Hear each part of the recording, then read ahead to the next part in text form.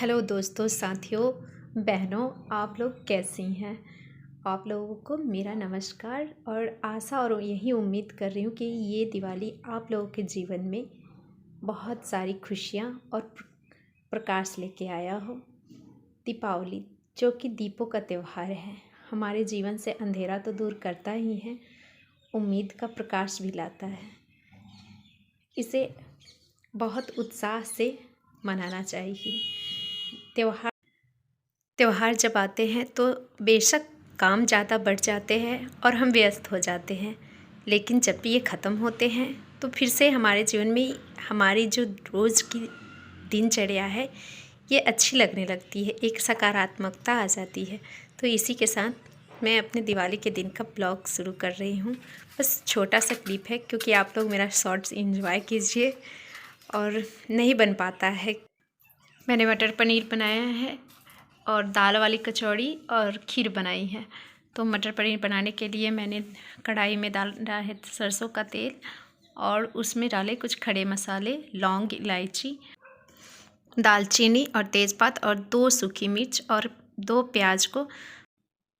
प्याज़ों को स्लाइस में काट करके मैंने डाला है। और प्याज जब तक ब्राउन हो गए फिर उसके बाद मैंने लहसुन और अदरक का पेस्ट डाला और उसमें डाले वही डेली के मसाले, हल्दी पाउडर, धनिया पाउडर और मिर्च पाउडर। फिर उसके बाद मसाले भुन गए तो पता नहीं वो क्लिप ना शूट नहीं हो पाया या डिलीट हो गया है, मिल ही नहीं रहा है। फिर उसके बाद मसाले तेल छोड़ दिए तो मैंने 2 टमाटर की प्यूरी डाल दी।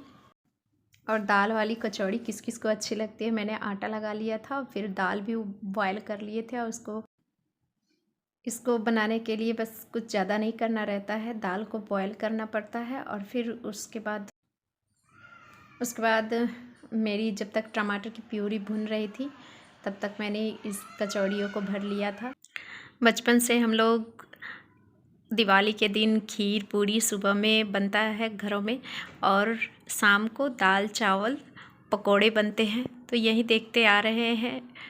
तो यही हम लोग अपने बच्चों को भी सिखाने की कोशिश करते हैं कि हाँ, त्योहारों के दिन थोड़ा सा स्पेशल हो ही जाता है। फिर उसके बाद टमाटर की प्यूरी भुन गई तो इसमें मैंने हरा मटर डाल दिया, जो कि ये फ्रोज़न वाला मटर है।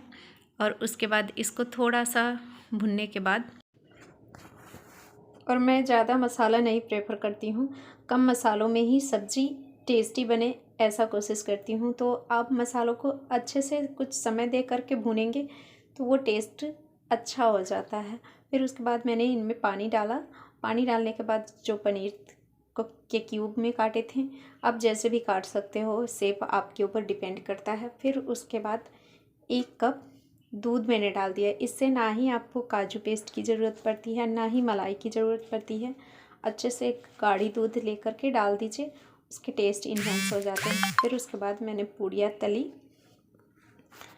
पूड़ियाँ तलने के बाद खीर मेरी पहले ही बन चुकी थी, मैंने पहले ही चढ़ा दिया था, बना ली थी।